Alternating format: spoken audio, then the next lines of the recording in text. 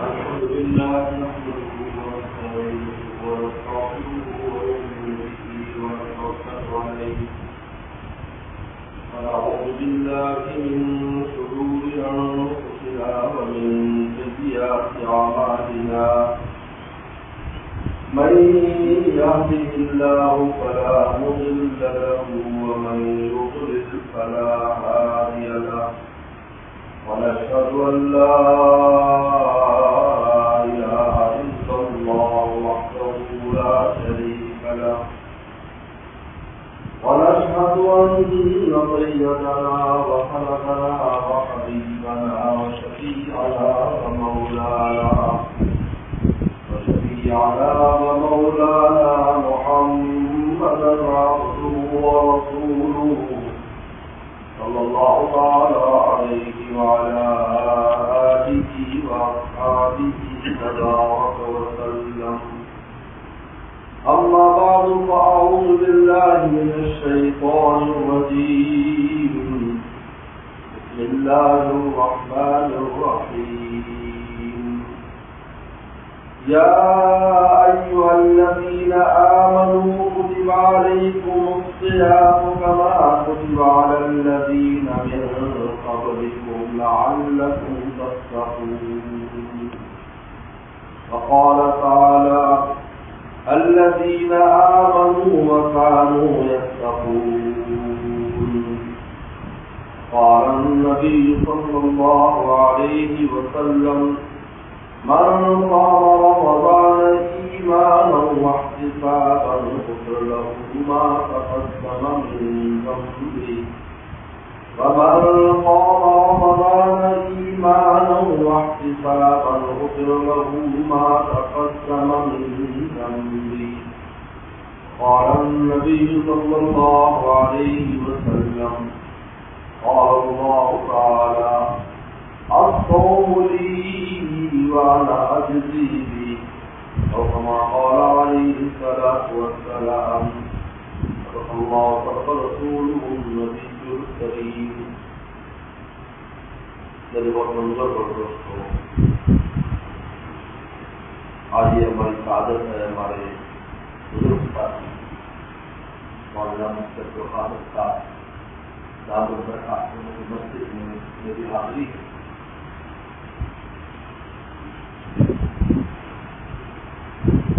اللہ تعالی رب العالمین ہے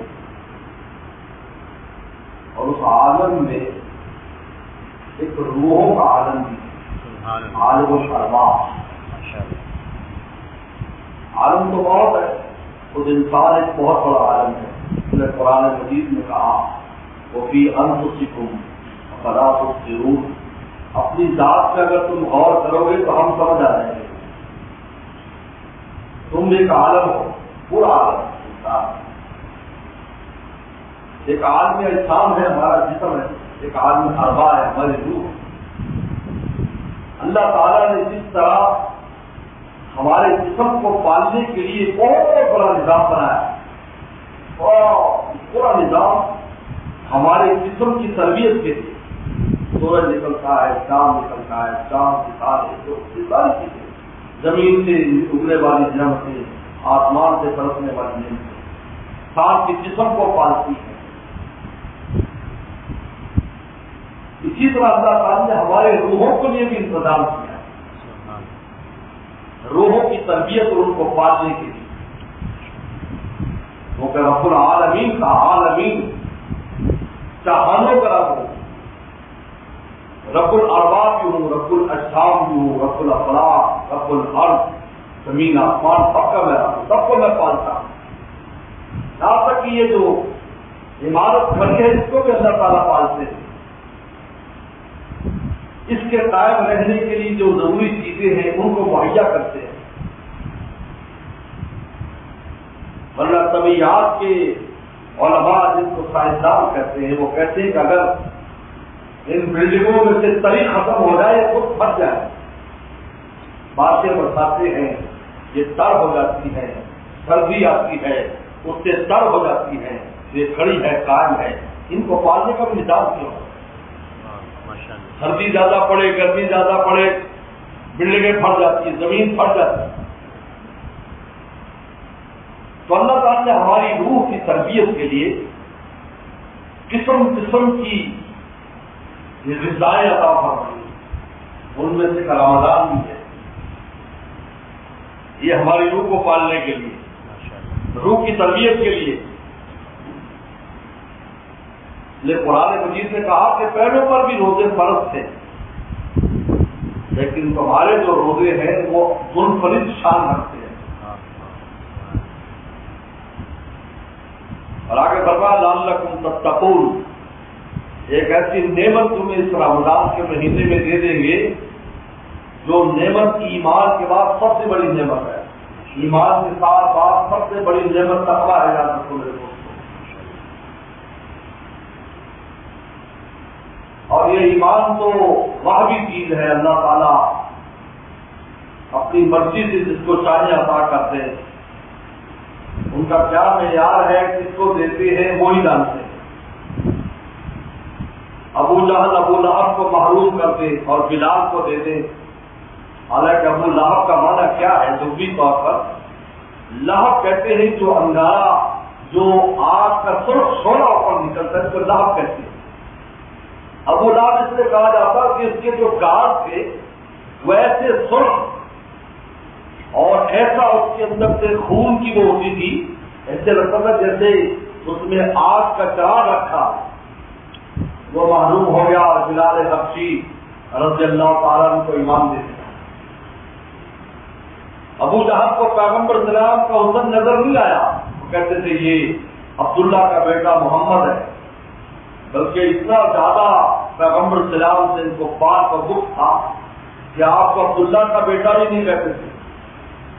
ابن ابی کبشہ، ابو کبشہ حضرت حلیمہ سعدیہ رضی اللہ تعالیٰ عنہ کے شوہر کا نام ہے ابو کبشہ، ادھر نسبت کرتے تھے کہ ابو کبشہ کا یہ بیٹا ہے، یعنی قریشی ہونے کے لیے نفی کرنے کی کوشش کرتے تھے کہ کوئی عبداللہ کا کہیں گے تو قریشی ہوگا، ہاشمی ہوگا، بہت اونچے نسب والا ہوگا۔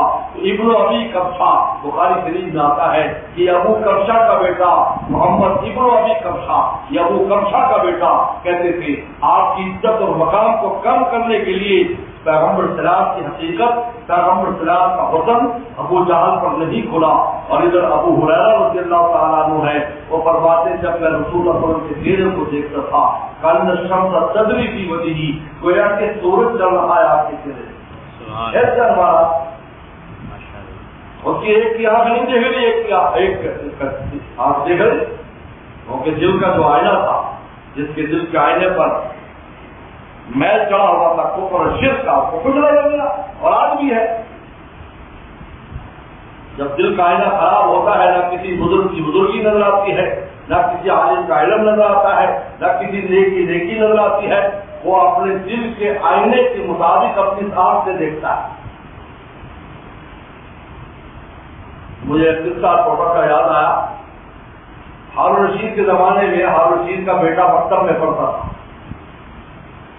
پہلے زمانے میں جو بادشاہ ہوتے تھے اپنے بچوں کو دینی تعلیم دلوایا کرتے، یہ خاصہ تھا پہلے بادشاہوں کا، اس لیے ان کی سلطنت کے باوجود ہزار خرابیوں کے اچھے آثار چھوڑ کر گئی، یہی بات۔ حالانکہ ان کی ذاتی زندگی میں بڑی خرابیاں تھیں، لیکن پھر بھی اللہ نے ان سے اچھے کام لیے جو آج تک قائم ہیں۔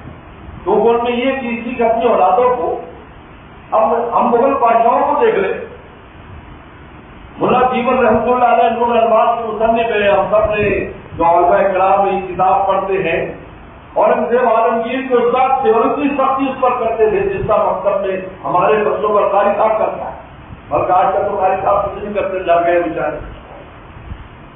ہارون رشید نے اپنا بچہ، وہ بھی مکتب میں پڑھتا تھا، اور ان کے غلام تھا حبشی خدمت گزار، اس کا بچہ بھی پڑھتا تھا۔ تو ہارون رشید نے ایک دن اپنے غلام کو بلایا، کہا کہ یہ سیب ہے اور مکتب میں جاؤ، جو سب سے خوبصورت بچہ اس کو دے دو۔ اب بادشاہ کے دل میں تھا کہ چونکہ وہ بادشاہ کا بیٹا شہزادہ تھا اور پھر عباسی خاندان کے تھے، رسول اللہ کے خاندان کے، ان کا حسن و جمال سب سے منفرد تھا، شاہانہ جمال بھی تھا اور نسبی جمال بھی تھا اور کسبی جمال بھی تھا، سارے جمال جمال۔ ماشاءاللہ لباس بھی اس کا آلہ اور ہر طرح. انہوں نے کہا یہ میرے بیٹے کو دے گا؟ نام نہیں لیا. انہوں نے کہا جاؤ یہ جو سب سے خوبصورت ہو نا مکتب اس کو دے آؤ. تو دے کے آ گیا. بادشاہ نے پوچھا کس کو دیا؟ میں نے بہت غور کیا تو مجھے اپنے بیٹے کے علاوہ کوئی خوبصورت نظر نہیں آیا. وہ اچھی تھا افریقہ کا. وہ کہا مجھے وہی خوبصورت لگا کیونکہ دل کا معاملہ ہے میرے دوست. دل کے شیشے پر اگر سیاہی چڑھی ہو یا آپ ہر شے کو کیا دیکھے گی. اور اگر یہ نور ہوگا کون و مقام میں خدا کا نور نظر آئے. یہ میرے مرشد عارف باللہ شاہ کی وقت صاحب رحمۃ اللہ فرماتے تھے چھایا ہے دل پہ جب سے تیری یاد کا عالم. چھایا ہے دل پہ جب سے تیری یاد کا عالم. ہر ذرہ مجھے مظہر جانا نظر آیا. ہر جگہ خدا کا پتہ نہیں. تو میرے دوستوں اللہ تعالیٰ نے تو تقویٰ ایمان کے بعد تو ایمان باہری چیز ہے. اللہ تعالیٰ جس کو چاہے دے دے. لیکن تقویٰ کسبی چیز ہے. یا الذین آمنوا اتقوا اللہ، ایمان والو خود حاصل کرو. آمنو ایمان دے دیا ہم نے، اب تقوی کو تم نے حاصل کرنا ہے. اور ان اسباب میں سے بہترین سبب اور بہت اعلیٰ سبب رمضان کا عطا فرمایا جس نے ہمارے دشمن کو کمزور کر دیا. وہ جو تقویٰ نام ہے کف عن الہوا، کہ انسان جو ہے اپنی خواہشات نفسانی جو حرام خواہشات ہے ان اپنی خواہشات کو روک لے. ان خواہشات پر عمل نہ کرے جو انسان کے دل کے اندر حرام جزائر اور حرام خواہشیں ابھرتی ہے. ان کو روکنے کا نام تقویٰ ہے. تو اللہ تعالیٰ نے رمضان کا مہینہ دے دیا جس سے ہمارا بڑا جو دشمن شیطان تھا اس کو بند کر دیا. اور جو نفس اندر جو دشمن بیٹھا ہے اس کو روزے اور تراویح کے ذریعے کمزور کر دیا. یہی وجہ ہے کہ قیامت کے دن روزہ پیش ہو گیا. اللہ میں نے دل کو بھوکا پیاسا رکھا. اور قرآن پیش ہو گیا. اللہ رات کو میں نے اس کو جگائے رکھا. دیکھو رمضان میں فرشتوں والے اوقات ہم میں آ جاتے ہیں. فرشتے کھاتے پیتے نہیں ہیں، جن کی خواہشات نہیں ہیں. ہم صبح سے شام تک فرشتوں کی مالک ہو جاتے ہیں. ہمارا نفس ہمیں سے کوئی مطالبہ نہیں کرتا. حضرت شیخ العزیز مولانا زکریا رحمہ اللہ نے بڑی پیاری بات لکھی ہے. فرمایا یہ نفس کا عجیب معاملہ ہے اور یہ اعضاء جن پر نفس کنٹرول کرتا ہے. نفس اپنا کام اعضاء سے لیتا ہے اور شیطان اپنا کام دل سے لیتا ہے. یہ وسوسہ فی صدور الناس، شیطان دل میں وسوسے ڈالتا ہے اور یہ نفس اعضاء سے کام لیتا ہے. آنکھ کو غلط استعمال کرائے گا، زبان کو غلط استعمال کرائے گا، کان کو غلط استعمال کرائے گا، ہاتھ پاؤں کو غلط استعمال کرائے گا. دل میں بھی غلط باتیں ڈالنے کی کوشش کرتا رہتا ہے لیکن اصل کام دل سے شیطان لیتا ہے. یوسوس فی صدور الناس، کہ دل میں وسوسے ڈالتا ہے اور پھر ان وسوسوں کے ذریعے اس انسان سے گناہ کراتا ہے، اللہ کی نافرمانی کراتا ہے. پہلے وسوسہ ہوتا ہے پھر بعد میں اس کو آگے تک لے جاتا ہے. ایمانیات میں، اعتقادات میں شیطان سے اصل دشمنی ہمارے ایمان کے ساتھ ہے. آپ ماشاءاللہ کتنے مسجد میں آج جمعے کی دن آ رہے ہیں، ہمیشہ ماشاءاللہ آپ مسجدوں میں آتے ہیں. کبھی شیطان نے آپ کی گاڑی پنچر نہیں کی، کبھی آپ کے سر پہ ڈنڈا نہیں مارا، کبھی پتھراؤ نہیں کیا. اگر ایسا کر دیتے کون مسجدوں میں آتا؟ یار شیطان پتھراؤ کرتا ہے، وہ کرتا ہے، یہ کرتا ہے. اس لیے حدیث شریف میں آتا ہے کہ شیطان وسوسے ڈالتا ہے. اس لیے ایک حدیث شریف میں آتا ہے کہ جب انسان مسجد سے باہر نکلتا ہے تو شیطان کی جلوس اور شیطان کی فوجیں جمع ہو جاتی ہیں کہ اب یہ جو نیکی کر کے آیا ہے اب اس کو میں ضائع کروں.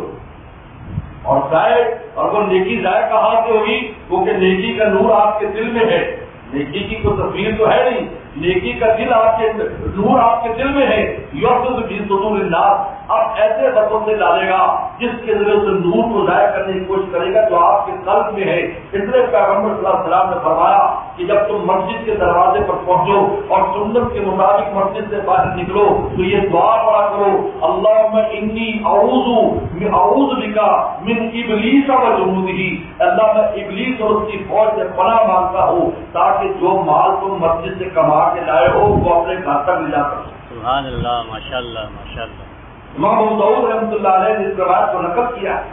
تھوڑی سی روایت لیکن ایک پناہ کہ آپ جو مال کما کے جا رہے ہو، یعنی ایسی ہے کہ کوئی آدمی بڑا پیسہ کما کر جا رہا ہو، پھر پولیس کو فون کرے کہ بھائی مجھے گھر پہنچا دو، میرے پاس بہت ہے، مجھے ڈاکوں کا خطرہ ہے، اور پولیس وین جو ہے وہ اس کو اس کے گھر تک پہنچا دے، فرمایا تم یہ دعا پڑھ لیا کرو تاکہ اللہ کی مدد ساتھ ہو جائے، اور تم مسجد سے جو مال کما کے لا رہے ہو یوسف فی صدور الناس، بات سوراخ لگا کر شیطان مال نہ نکال لے۔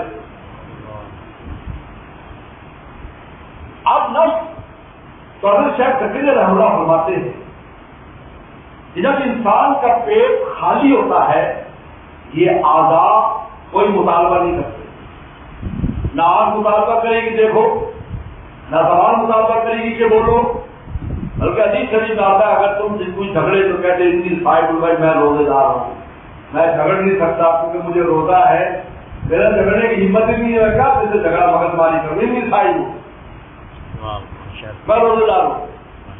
ایک بہت بڑا شیلٹر اور ایک بہت بڑا پناہ گاہ تمہیں ملتی روزے کی شکل میں،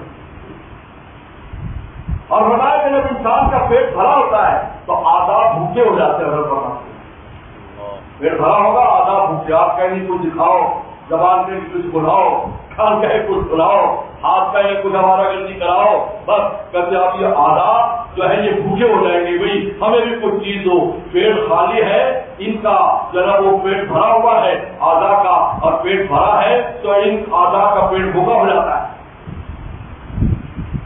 تو اللہ تعالیٰ نے فرمایا کہ یہ جو مبارک مہینہ ہے یہ ہم نے تمہاری روح کے تربیت کے لیے دیا، جس میں تمہیں کیا ملتا ہے؟ تقوی کی دولت نصیب ہوتی ہے، لعلکم تتقون، تاکہ تم تقوی اختیار کرو۔ اگر رمضان میں انسان میں تقوی نہیں آتا تو پھر وہ حدیث شریف میں آتا ہے ملم یدا قول الزور والعمل بھی، کہ جو جھوٹی بات نہ چھوڑے اور جھوٹی بات کا عمل نہ چھوڑے، اللہ تعالیٰ کو اس کی بھوکے پیاسے رہنے کی کوئی ضرورت نہیں۔ یہ کیوں فرمایا؟ اس نے فرمایا کہ مقصد تو آپ سے نہیں ہوا، زبان پر کنٹرول نہیں ہے، غیبت کر رہا ہے، آنکھ گناہ کر رہی ہے، کان گناہ کر رہے ہیں۔ ہمارے والد صاحب مولانا نیاز صاحب رحمۃ اللہ علیہ وہ بڑی دور سے آئے تھے، چین سے ہجرت کر کے آئے تھے ہمارے والد صاحب، پھر دیوبند میں پڑا، پھر بہاول نگر میں ان کی ڈیوٹی بزرگوں نے لگا دی تو وہیں کے ہو گئے۔ تو بتایا کرتے تھے کہ یہ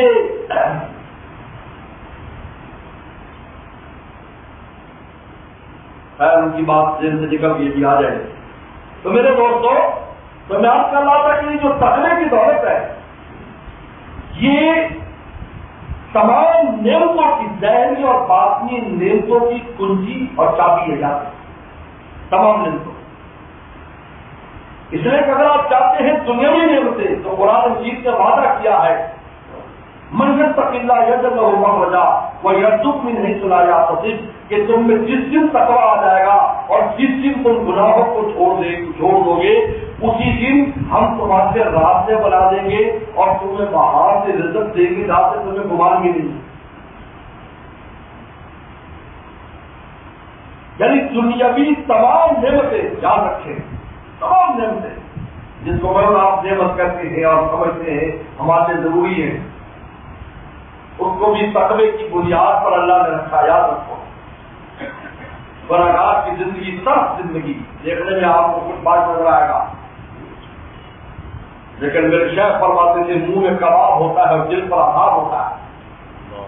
منہ میں کباب ہے جن تمام نعمتوں کے باوجود آج کے در سنجو مسجد مرد و شاد، ایک آدمی مسجد کے کونے میں مرد و شاد پڑا ہے، آج کے دربار ترش اور نامراد، اور ایک گلستان کے اندر بھی ترش اور نامراد پھرتا ہے۔ لیکن تمام نعمتوں کا تعلق انسان کے دل کے ساتھ ہے۔ اگر دل کی دنیا میں راحت ہے، خوشی ہے، نور ہے، وسعت ہے، ہر نعمت اس کو اچھی لگتی ہے، اور اگر دل کا انسان کا دل پکڑا ہوا ہے، اس میں تنگی ہے، اس میں اندھیرے ہے، میرے دوستوں ہر قسم کی نعمت کے باوجود اس کو چین نصیب نہیں ہو سکتا۔ میرے مرشد فرماتے تھے دل گلستہ تھا تو ہر شے سے ٹپکتی تھی بہار، دل گلستہ تھا تو ہر شے سے ٹپکتی تھی بہار، دل بیابا ہو گیا، عالم بیابا ہو گیا۔ اور دل گلستہ کیسے ہوتا ہے؟ جس طرح رخ کیا تو نے گلستہ ہو گیا اور تو نے رخ پھیرا ادھر سے بیاباں ہو گیا. اللہ کا تعلق، اللہ کا نور جس قلب میں ہے وہ گلستان ہے، دائرہ اسباب پر نہیں ہے. اب حضرات صحابہ کرام کو دیکھ رہے، سب کو آپ کو معلوم ہے پیٹ پر پتھر باندھتے تھے. پیغمبر سلام 2 پتھر باندھتے تھے، 1 پتھر باندھتے تھے. پتھر باندھنے کا فائدہ یہ ہوتا ہے، ایک تو انسان کو جو بھوک لگی ہوتی ہے اس باندھنے سے بھوک کی شدت کم ہو جاتی ہے. دوسرا پتھر میں گرمی کو جذب کرنے کی صلاحیت ہوتی ہے، تو وہ جو بھوک سے انسان میں گرمی پیدا ہوتی ہے اس گرمی کو وہ جذب کر لیتا تھا، اس سے اس کی شدت اور حرارت انہیں کم محسوس ہوتی.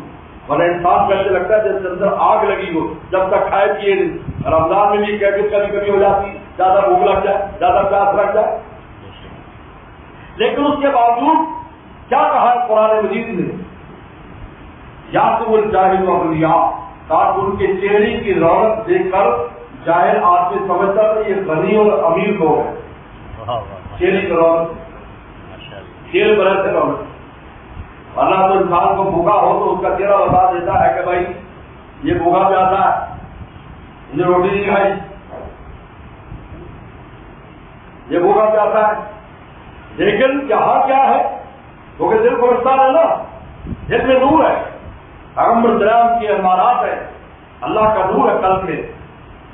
یا تو چاہے لوگ لیا تارکوں کی سیما ہوں، لیکن اللہ کے نبی صلی اللہ علیہ وسلم آپ پہچان لیتے ہیں یہ ضرورت مند ہے، یہ واقع سے ہے. آپ اعلان فرماتے تھے عشاء کی نماز کے بعد، ہے میرے 80 مہمان ہیں صبح کے مدرسے میں، ہے تم پہ کوئی ان کی مہمانی کرنے والا جس کے بعد 1 دن کا کھانا ہے 2 لے جائے، 1 آدمی کا کھانا ہے 2 ایک اور لے جائے، 2 کا ہے تو 2 اور لے جائے. صحابہ کھڑے ہوتے، حضرت 1 بندہ میرے ساتھ بھیجے، وہ کہتا ہے 2 میرے ساتھ بھیجے، 3 میرے ساتھ بھیجے. یہی وہ روایت بخاری کی جس کی وجہ سے مدارس کے طلبا کو مہمانان رسول کہا جاتا ہے. یہی وجہ ہے. آپ روزانہ اعلان کراتے ہیں. ماشاءاللہ. ابو ہریرہ رضی اللہ عنہ فرماتے ہیں کہ جب سب پورے ہو جاتے تو جو بچ جاتے حضرت جعفر طیار رضی اللہ تعالیٰ تعریف کر ان کے بڑے بھائی اور پیغمبر سلام کے چچا داد بھائی کھڑے ہوتے، حضرت جتنے بچ گئے ہیں وہ سب میرے ساتھ لے دو. تو فرماتے ہیں جب ان کی شہادت ہوئی غزوہ موسیٰ میں، کہا کہ سب سے زیادہ دکھ ہمیں ان کی شہادت کا ہوا، اس لیے کہ وہ ہم باقی جو درویش بچے تھے وہ لے جایا کرتے تھے.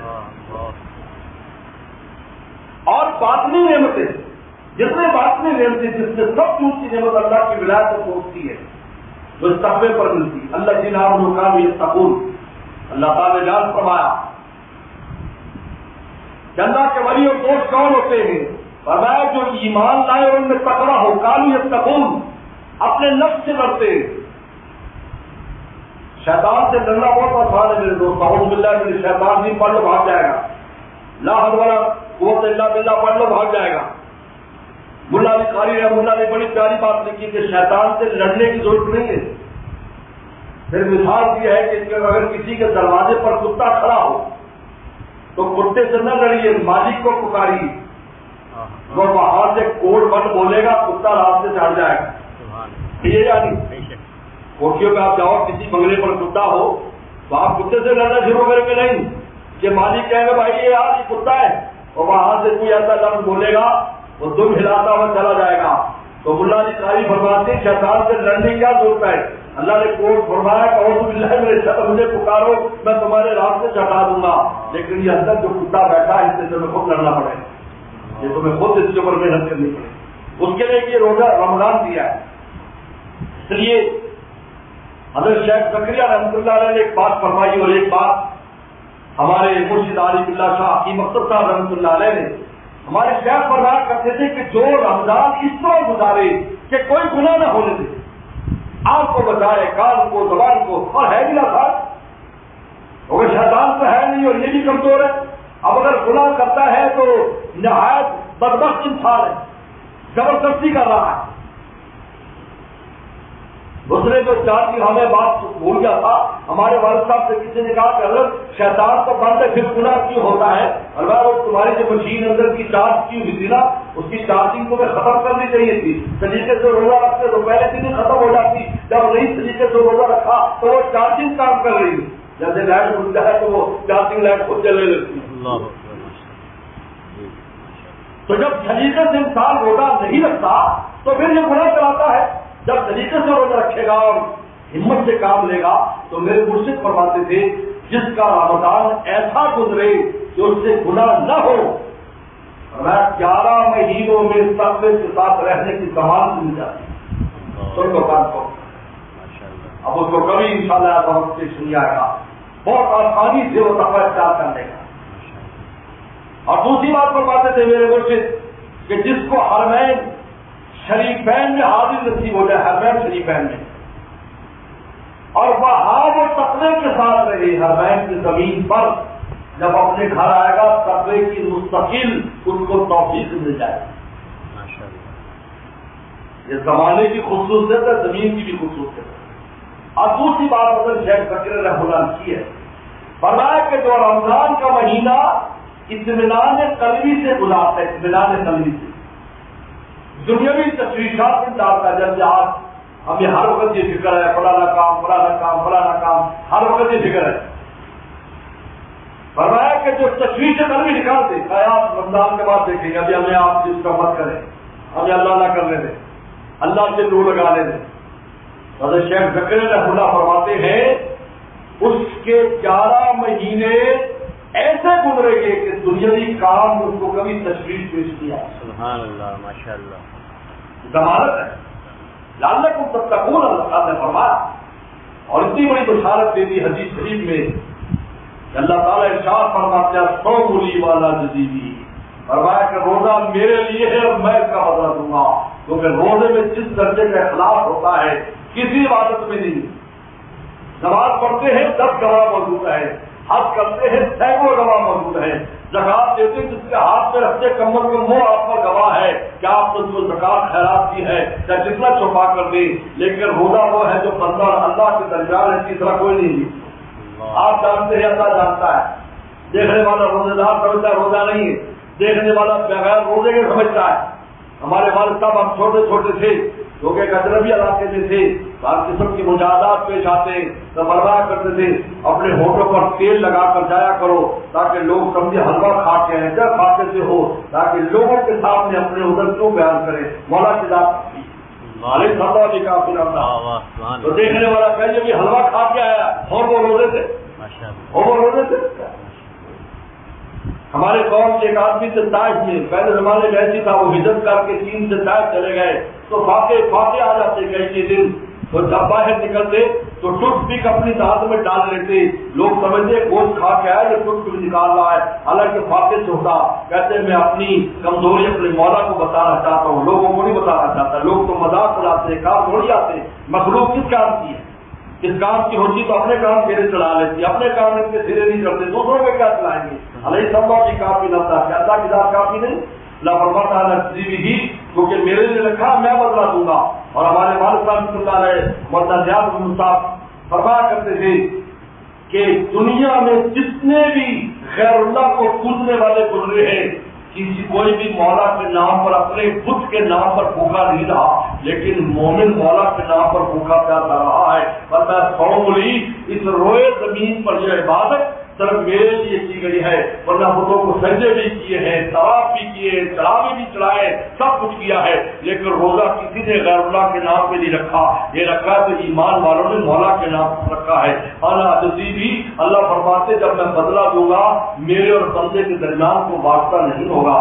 اللہ تعالیٰ آپ کا عمل کی توفیق عطا فرمائے. وآخر دعوانا الحمدللہ.